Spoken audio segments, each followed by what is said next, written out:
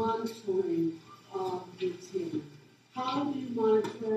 What are your measurements? And how do you know what you're managing to?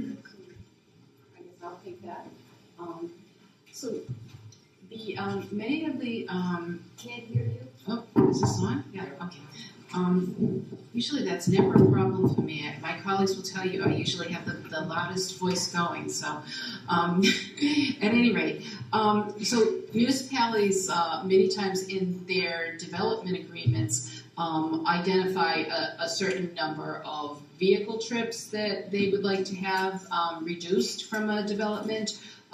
They sometimes require that that a program is actually put in place and that marketing initiatives are being put forth. So it depends on what the specifics are of the agreement that's put in place by the municipality, and then the TMA can monitor that. So, for instance, if you have a TMA requirement, not necessarily a shuttle requirement, but just a TMA requirement to form the TMA and to work with the TMA to reduce congestion. So some of the monitoring that the TMA might provide from the developer would be vehicle miles traveled reduced, in terms of how many carpools have been formed, how many people are taking public transportation shuttle boardings or MBTA boardings. Are they providing transit passes to people so they can identify how many people are on public transit and they're promoting that? How many marketing events have they had? What kind of outreach? Those types of things, and to look at mode share split. So you could say if there were 100 people working, say, at this company, 20 of those people might be in some form of an alternative. That's 20%. That's pretty good. That's a pretty good percentage of people that would be involved in something. And so the TMA then reports that to the community to say, yes, this developer has now complied with the permitting process and is continuing. And then they might do that on an annual basis depending on what the requirements are by the municipality.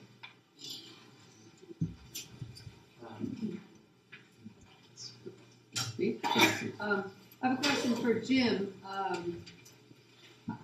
The passengers, both the people who work for the companies or organizations in question, and the members of the general public who apparently also can do it, do they have passes? Do they pay a fee? What are the details of that?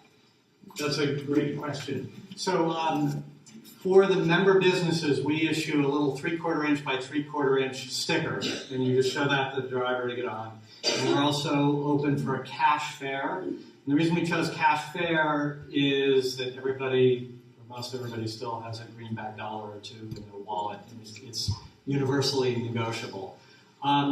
We're in this high-tech area, and one of the things that we always get beat on for, and there are a lot of things that if you're in transit you get beat on for. And one is that our fare box is a fishbowl fare box. You put dollars in and they stay. And that's it.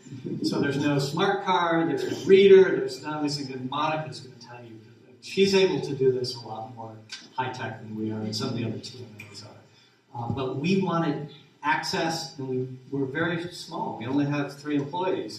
We did not want to have to issue cards, for instance. And I could digress on this much further, but there are difficulties of having interoperability with fares. Many people say, how come you don't just take the Charlie card?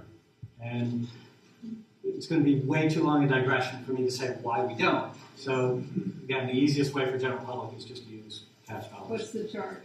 It's $2, so with the T-bus is $2.50, so you get a very slight discount. Monica, do you want to add to that? Yeah, I mean, I basically second everything Jim says. From a technology standpoint, it is not super easy to come up with something that allows accessibility for everyone, and I think that's the thing that we are very cognizant of. Our service is also open to the public, and we don't want people to have to pre-register or things like that. So I think we have worked really hard to try and upgrade the technology, but are also still struggling as to how to do that. We've also looked into Charlie Card integration. It is a very long story. We are not opposed to it, but it is much more complicated than I think the general public understands. Because you have to deal with fare revenue splitting, you have to work with an entire another agency about how to basically collect your fares between the two organizations. So yeah, I mean, we still do cash on board also, just because it's easy and it means that any member of the public can just on a whim get on our bus, hand us a couple bucks and go on their way. And it does make it a lot simpler. So I basically just second everything Jim has to say. I'm also on the Cambridge Transit Committee, and there's been a lot of, we have colleagues who run the M2 shuttle from Masco Medical Area that runs from Harvard to the medical area. And they have pass tickets that you can buy in advance, but they have very limited sales locations in Cambridge. And so there's been an awful lot of pushback on that because it's very difficult to get that fare mechanism. And they're in the process of, I think, of making those more universally available. We sell pass booklets as well if people want to buy a booklet. But again, it's another transaction for a very small staff. It takes a lot of effort to get that out, whereas we can rely on people that have dollars in their wallets. Move on to other questions. Gentlemen here.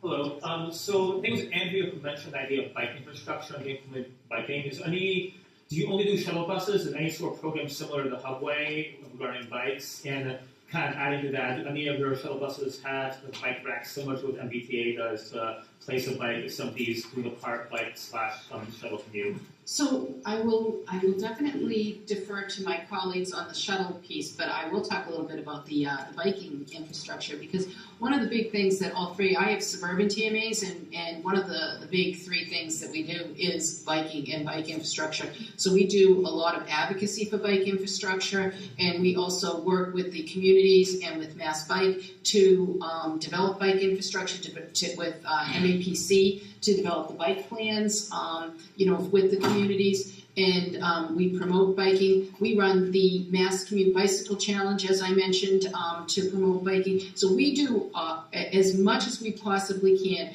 We try to get businesses involved. In the Merrimack Valley, we have really been trying to get businesses involved to see if there's a way that we can connect over the Merrimack River, because that's a big impediment for biking. People don't want to go around 5 miles, like each way and then back.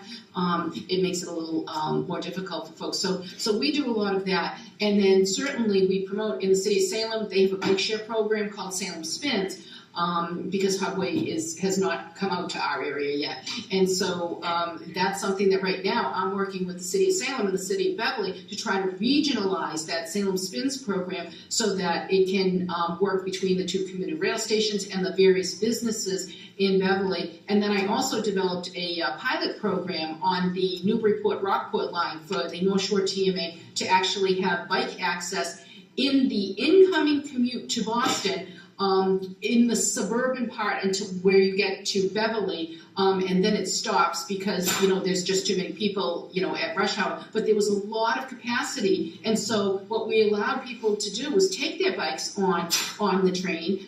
They rode their bike to the train station, put the bike on, got off at some place, like in North Beverly or Ipswich or Gloucester, wherever it would happen to be, and then they rode their bike the last 1.5 miles, 2 miles. So we did a lot of that, and that was a highly successful pilot project with the MBTA and the commuter rail. I'd like to talk about that too. This is the other way I tick people off. First I say don't run shuttles, and then my latest mantra is the bike and ped revolution is over. Who's ticked off? Raise your hand. And I'm a bike commuter and I walk everywhere, so why is it over? This is a good thing. It's over because everybody who's in planning, everybody who's in the municipal level, everyone at the state can talk to you about bike and ped plans right now. We got to move from revolution to putting it into bureaucracy, making sure it's on every street and it's all taken. But that's functional. Now you have the people that you used to be pushing to get the bike and ped stuff. They get it. Okay? So what's the next revolution? It's really fixing our transit. And I'm trying to encourage everyone who does bike and ped stuff to make a switch. Keep doing the bike and ped, pushing that. But start talking about how we're going to fix the transit. We have, what are the upper levels of people who are going to bike and walk? As much as I love it, and I do it, then it's not a huge level, 10%, 12%, 15%. The real benefit we're going to get is from fixing our transit. It's going to be a much bigger bulk thing.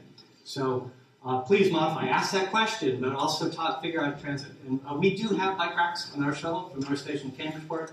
Unfortunately, they're never used because it's sort of a short enough route that if you're a biker and you like biking, you're just going to bike it on all except the very, very crowded space. I'm going to cut off further answer to that. Sorry, Monica. Just so we get some more questions at this point. Yeah, you will. Hi, this is a question for Steve. I'm wondering what the timeline is for augmenting public transportation in the Arsenal corridor and then the Pleasant Street one, because you mentioned those as critical masses of real estate and corporations kind of dropping anchor in those spots. And the public transportation isn't wonderful in those places. I'm a commercial real estate broker, and it's tough. The area is a little starved in terms of young companies that want to be there, and public transportation is a reason. Sure. Yeah, I think particularly in the Pleasant Street corridor, it's very limited and a challenge. In terms of the timeline, I can't be real specific because I don't, it hasn't been worked out. I think we are at the point that, again, where we're getting critical mass of projects and people committed to doing it, that we can begin to formulate that. And again, as I said, the council and the manager have given us some consultant dollars that will help us to kick that off. So I would expect in the next several months we'll bring somebody on and begin to begin those beginning stages of bringing those people together, formulating how we would organize the TMA and begin that work. And probably some of these people will give you a better idea of, from then, how long does it take to actually get to service. Because I haven't done it, but hopefully it won't be too long. So the answer is quick, because that's what a TMA can do. A TMA can, work with businesses very quickly, and as long as they're willing to provide the cash, TMAs can jump right in and develop that service based on what the folks who are involved with the shuttle service want. Mm-hmm. Great. It's not that. It's quicker than the team. Yeah, it is quicker than the team, but I will say it's taken. I run the Alton Bright team, and we just incorporated last April, and it was about a 2.5-year process from the time we started meeting with the businesses till the time we had bylaws and a TMA in place was about 2.5 years. So. Does anything help accelerate that process? Well, can I ask you to hold that a little bit, because our next two speakers are going to be talking about starting up or joining an existing TMA. So I think we'll be getting to it. I just want to mention that what's on the screen here, courtesy of Joe, is some of the bus routes that are serving Watertown and some other places, and the mass transit, commuter rail, and T-stops that are kind of surrounding, but none of them are in Watertown. Just sort of an FYI. Okay, next question. Elodia? Thanks, John. Jim, I don't know if I should be directing this question to you. You talked about funding. You talked about grant funding, and then you talked about private funding.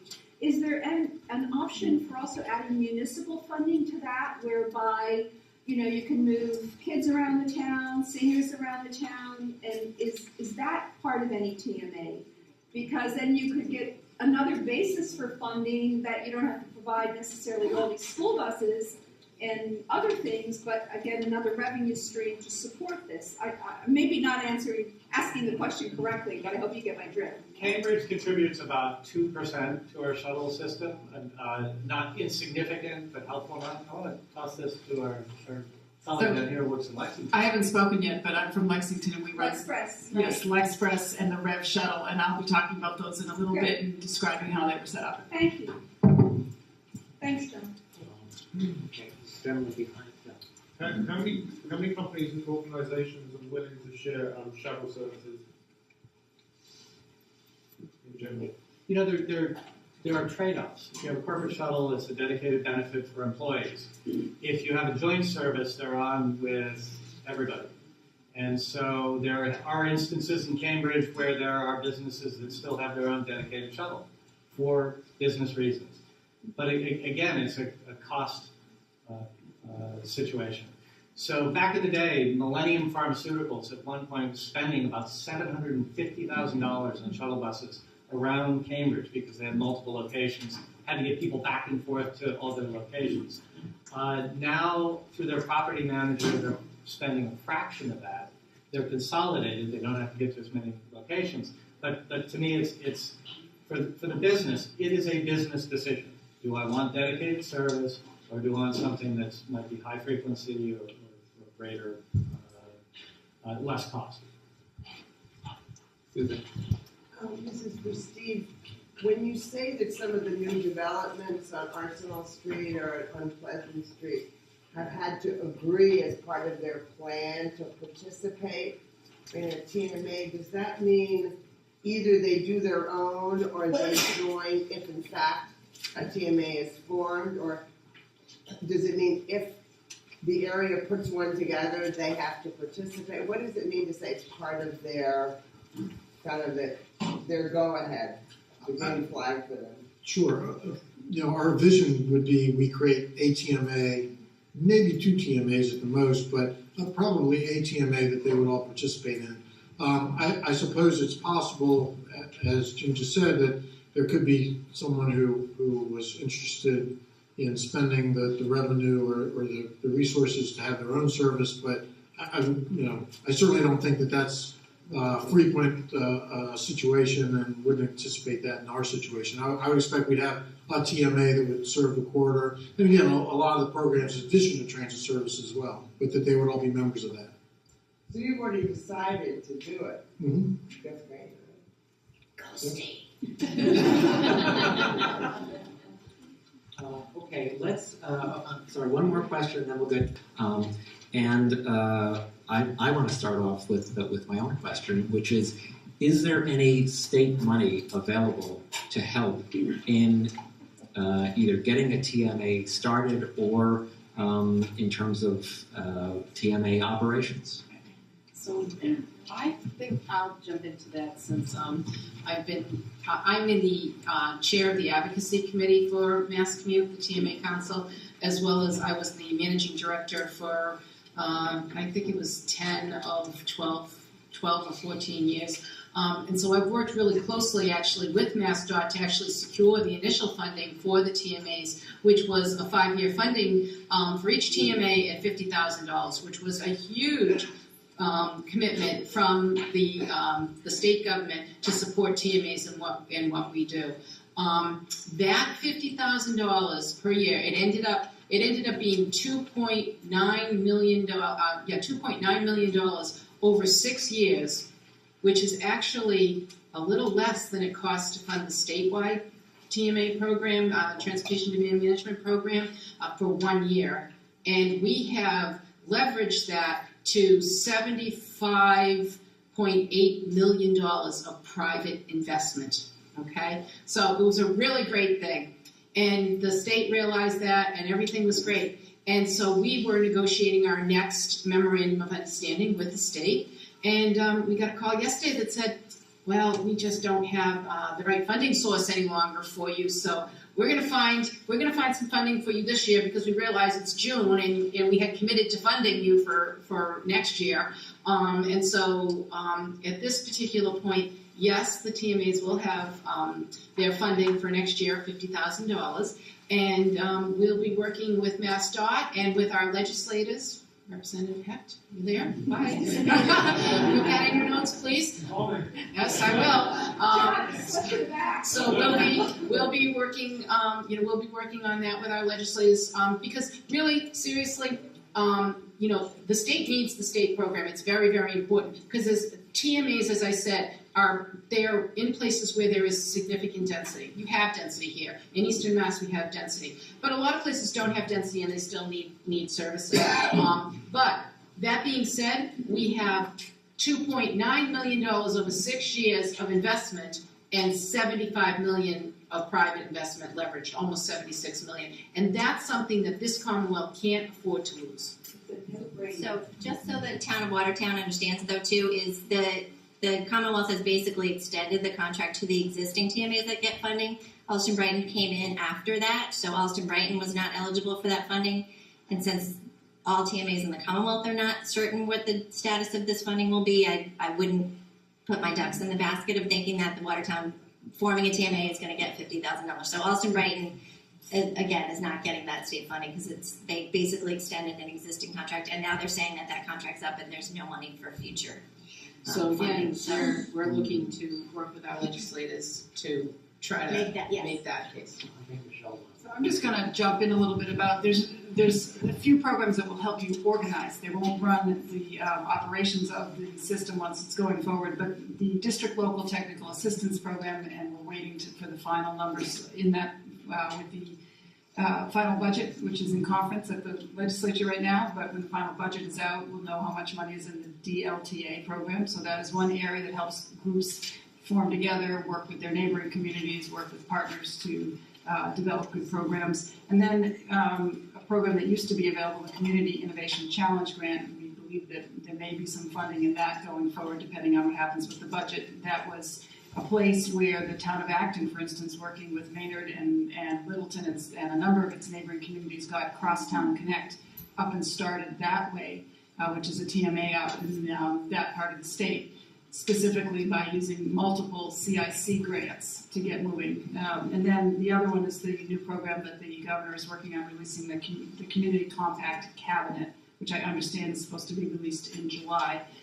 They're still in formation of what that program is going to look like, but that is coming soon. So 3 areas to watch for seed money to help organize. Thank you. Questions? Yeah, I have a question for Monica of the 128 Business Council. How much is that Rev shuttle that you talked about, and where does it go to and from? That shuttle is connecting between Lexington Center and businesses on Hartwell Avenue and Alewife. Yeah. But I've never heard of it. Yeah, it just connects with the Red Line and Hartwell Avenue, and then also makes stops in Lexington Center so the residents of the community can do basically a reverse commute into the Red Line to go into Boston. And how much does that cost exactly? To ride it? To ride it, yeah. I think it's $2. $2. Yeah.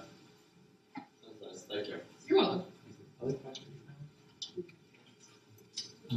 That's in the back. I don't know exactly where I asked this question. Can you speak up a little bit? But maybe it's more Steve. You know, I see some real structures already in place. The TMA's already in place. The 128 Council's already in place. We've got services on the Cambridge side running a shuttle bus. Do we really have to start our own, or can we not leverage what's already there and can they expand to cover us? Because it might be a better alternative. The infrastructure is there. Why not use it? Sure, that's one of the things that we will definitely consider. We've met with Monica before, and actually I think we've probably met with everybody on the panel at one point or another to talk about just that, whether it makes sense for us to start our own or to expand an existing one or create an offshoot of an existing one. So those are certainly things we'll consider, and I guess I wouldn't presuppose all the answers to the questions of whether that would make sense yet or not, but we'll certainly consider that. I just want to add that we are private nonprofit corporations usually.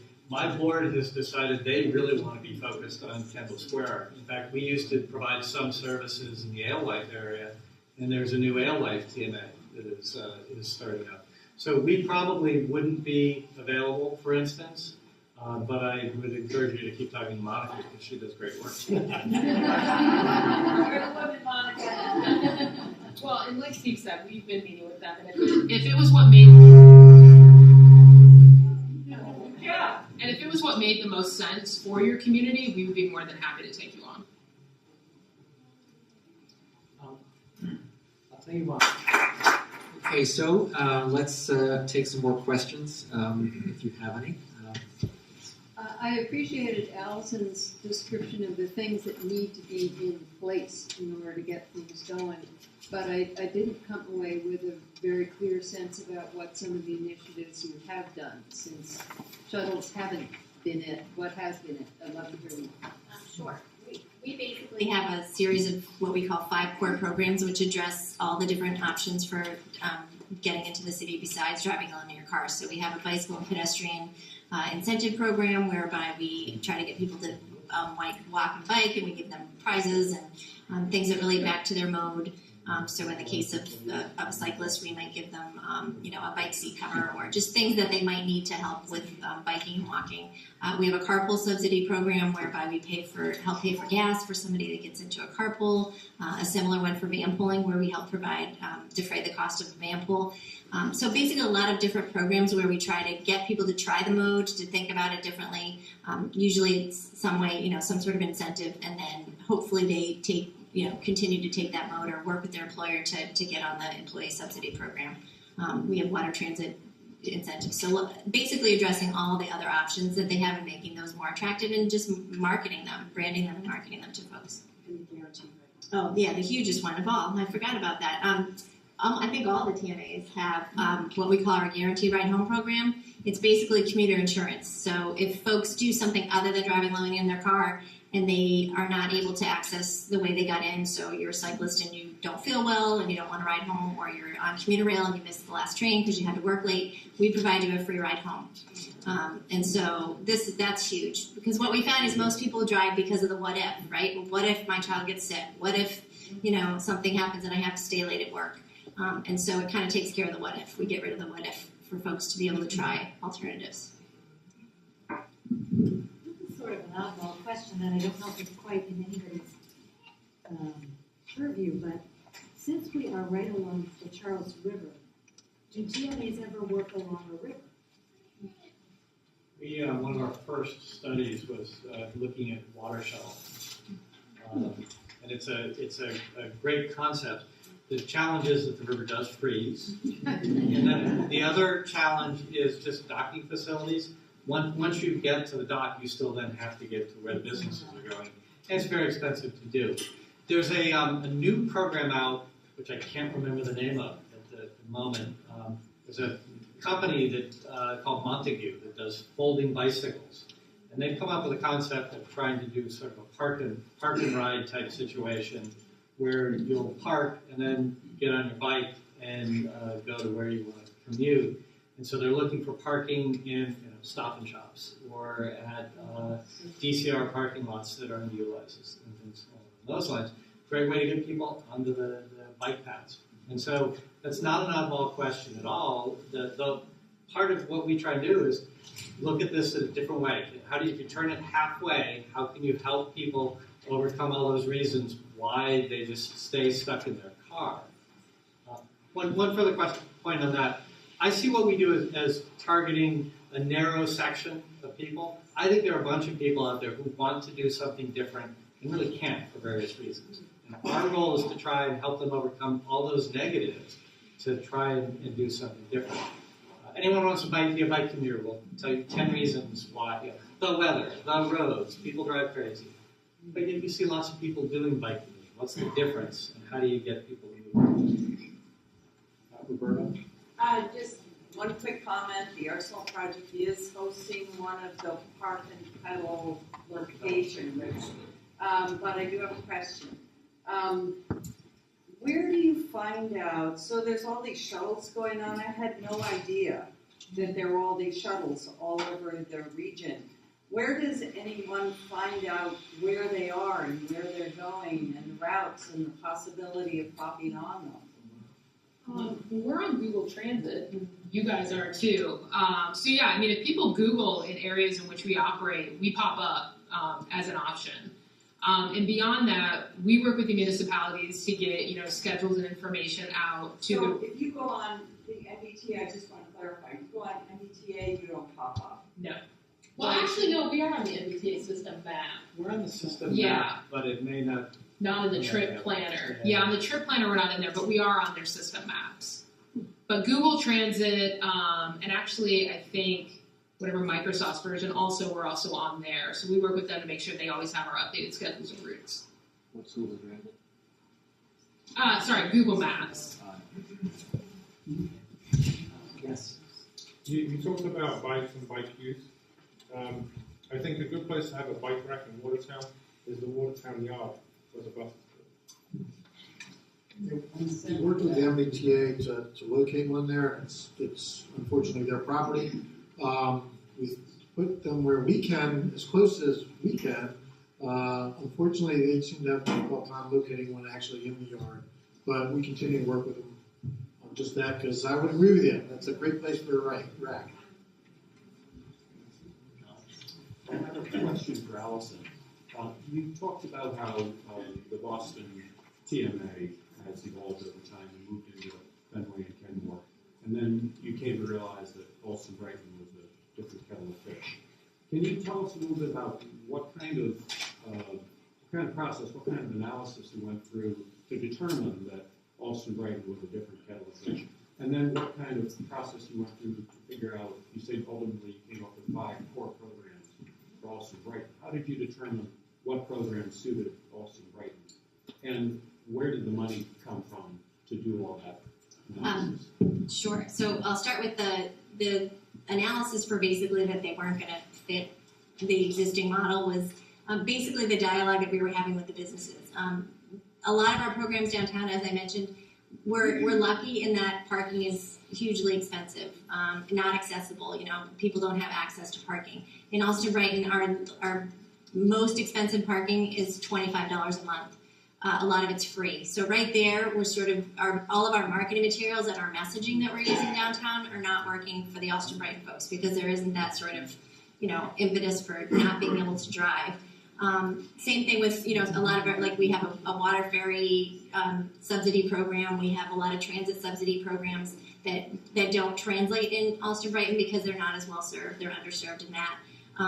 And we felt like carpooling was really going to be a really huge thing for us in Alston Brighton. And we do have a carpool subsidy program, but in terms of the breadth of it, I think it's a little weak for what we're going to need in Alston Brighton to really get people out of their car where there isn't as much of a problem statement as there is downtown. It's coming, and I think we're lucky that the folks in Alston Brighton understand that even though the problem's not there yet, it's coming, and they're willing to have the dialogue now.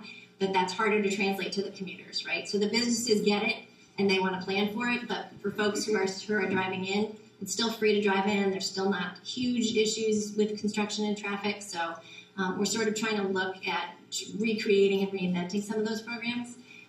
We haven't really gotten that far in that process yet because the first year has basically been sort of coming up with a logo for the TMA, starting to just kind of get into the businesses themselves and let their employees understand what we do. So we're just now starting to create what some of those programs will be. We're offering the Guaranteed Ride Home, we're offering the similar carpool subsidy program, but I think over the next year or so we'll really evolve what the core programs are going to be for Alston Brighton that are different from downtown. In terms of funding, each of the members does pay dues. It's a very small amount of money that we're able to raise right now. As I said, we don't have the $50,000 grant from the state, which my members went in thinking we would have access to, so that is a little bit of an issue.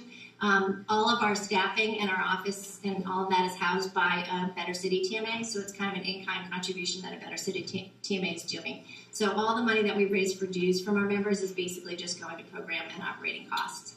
Brochures, marketing, that type of stuff, and then our staff cost comes from a Better City. Did you have any startup private funding for Alston Brighton, like through the Bar Foundation or those? We originally, yes. So when we started in 2012 to look at expanding, we did get a grant from the Bar Foundation to look into that.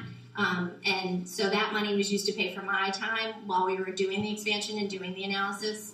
But that was over within a year and a half. So for the last year and a half, it's basically sort of been something that a Better City is willing to work with the community in Alston Brighton by having our staff and our resources go towards that, with the hope that eventually we will get state funding and we will grow the TMA so that it can be its own entity. So that's why I manage both TMAs right now, because we can't afford a separate director for Alston Brighton.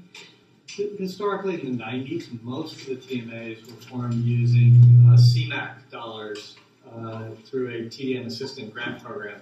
And the great thing about that program, What's CMAQ? so I'm sorry, congestion mitigation and air quality is a portion of the Clean Air Act. I apologize. Now, the great thing about that grant is you had 3 years of funding for staff time, during which you could put your programs in place, and you could really make the case to the private sector that it was worth funding this organization over a long period of time. And that's a great model, because you want to have a ramp-up period of time.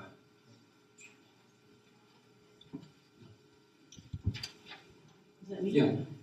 As it stands right now, how does the average person who's out trying to get around, doesn't own a car, uses public transportation, use what's already out there?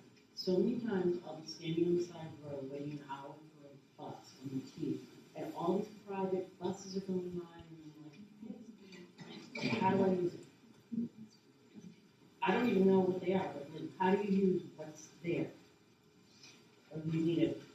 Be specific. What road are you standing on? What does it say? Left to see go by? The 71, and I see something called locomotion go back and forth constantly. Those are private shuttles. Bentley has a bus. Yeah, they're all private shuttles. I mean, we're the only ones that have shuttles that are open to the public. And we actively work in the areas that we are to try and convert the people who are having private shuttles that aren't open to the public. But like Jim said, some companies don't want the general public on their shuttles. So how do we know what we can use when we don't want to wait another hour for the tea and the bowl, and there's a bunch of stuff going by? How do we know what we can use? I mean, I think unfortunately within your area, they're all private shuttles. There are none that you can use. Okay, now for example, in the Longwood medical area, there's all kinds of shuttles going around there, but if you try to get on one and you don't have whatever you need, I mentioned that earlier. The primary shuttle, from if you get to Harvard Square and you want to get to the medical area, they have what's called the M2 shuttle. And one of the things that are in process now is the city of Cambridge is really trying to make their passes a little bit more easily obtainable. You can get them at what is now called the Smith Center. It used to be the Holyoke Center. so you have to be a Cambridge resident? No. Anyone can use that from the general public. You have to prepay for that, so you'll have to buy the passes. I think we're getting too specific here. Yeah. I mean, here's the thing, okay? So there are shuttles that are out there. There are a lot of private shuttles that are out there that go by. If you live in an area and you are going to an area, this is where I think we would, work with Steve. The community should have something in place for what's available, to commute around in their neighborhood, right? If you're going to the Longwood Medical Center and that's your destination, then the place to maybe look is, how can I get to the Longwood Medical area? And then you would, if you're going someplace there, you could call and contact those folks, say, is there anything available for me outside of the MBTA? And that's pretty much how you're gonna start to get around until we can have really more technology and connectivity to kind of have something that says, you put in your smartphone, you say, how do I get from here to here? What's available? And everything will pop up that's available to you. Well, it's not even whether you have a smartphone. That technology necessarily right now may not even be there. What I'm saying is that sometimes the old-fashioned way, where you are coming from someplace and you're going to someplace, you make a phone call to the place that you want to go and say, what's available to me? Because anybody in that area, in the place where you're going, well, they will have employees who are commuting there, they will have customers that are commuting there, and they should be able to give you that, that information. That may be something that the task force can do as well. The task force could collect that type of information and make it available for the town for each of these towns. We're running late, and I really need to move on to other questions because we really have to get out of here at 9 o'clock. The library staff can go home. So. I have a question for Mr. You talk about the Arlington, the Arsenal Street corridor, and the Pleasant Street corridor. And those are very, very important areas. But I live in West Watertown. We have no businesses there. We have no stores.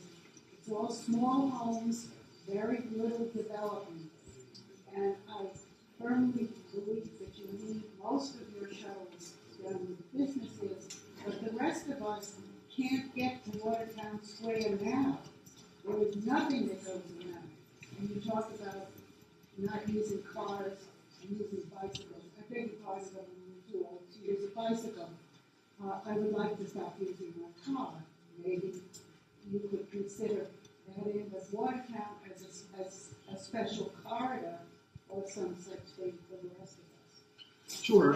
I think the issue that we'll face with that is just whether we have the resources to run a shuttle to serve all the areas of the town with very limited ridership.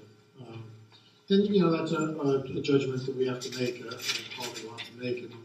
And, you know, nobody wants to run empty resources around and spend those resources to run an empty bus. But, you know, clearly, as you say, there's not that service that gets around town. And what I've talked about is more corridor service. But that's certainly something we'll consider with that. And have you looked at things like the Lyft bus that goes where people ask it to go? The Lyft? Lyft bus? It's like Uber? Yeah, it's a private service for a fee. It's very much like Uber. You can contract them to carry you, and that's. Doors down Free Public Library will be closed in 25 minutes. Please recognize accordingly and check driver public circulation. Thank you and good night. These are great services, but they're not inexpensive. So for our shuttle, which goes basically 4 miles into Cambridge, we charge $2 per trip. It probably costs us $3.50 for every trip. So the problem here is that, again, shuttles are really expensive. So if you were to run the shuttles to West Watertown, again, let's say it's $100,000 a year to run the shuttles. You can start to do the math about how many passengers that would carry, given the density and the demand. And what you're going to find out is that each of those trips is phenomenally expensive. And so if you're the town of Watertown and you've got limited resources and your taxpayers have you fiscally constrained, you have to make choices. And do we want to set up a shuttle bus that's going to provide a service that may cost us $40 a trip, or do we want to try and we have enough people, put it in a place where there are enough people where the cost per trip makes a little bit more sense. So Lyft is great for someone who can afford to pay for it. What if you're limited resources? That's one of the challenges we faced as a civilization. How are we going to help people get We're around? looking at commuters specifically because they go the same place every day. It's predictable. They can be Right. predictable. You got the numbers. You get the big numbers, exactly. And if enough of them come to your town, they're going to cause bigger issues with traffic and transportation, right? So you want those folks to get here some other way than driving in their car, because then you won't be able to get from West Watertown to downtown Watertown in a reasonable amount of time, because everyone will have driven and are clogging up your roads. So that's why we kind of focus on the new development and the commuters that are coming in. Okay. We'll take one last question and then we'll wrap up. Do you sometimes use vans in lightly used areas? Yeah, in Austin, we have what Jim had before his shuttle, where we have a lot of of our members doing shuttles, and a lot of them use 15-passenger vans. And they're interested in consolidating those services and creating a shuttle. But again, at this point, where our members are in Austin Brighton, we looked at the math and we can't afford to do it. They're too spread out at this point. If we can sort of start to get more members in a smaller area within Austin Brighton, then it might make sense. But right now, the shuttle routes the headways were too long. By the time I got someone from BU over to Western Ave, it was another 30 minutes on top of a transit trip, and it was a hugely expensive proposition. So at this point, they're all still running their own little shuttles, and hopefully maybe as we grow and more development comes in and we start to require them potentially to do a shuttle, we'll look at, putting a shuttle in Austin Brighton. They would love a shuttle to connect to transit similar to what you guys are talking about, but it didn't work out at this point based on the membership we have on the map. It didn't work. Okay. Well, I first want to thank our panelists very much for giving of their time and expertise.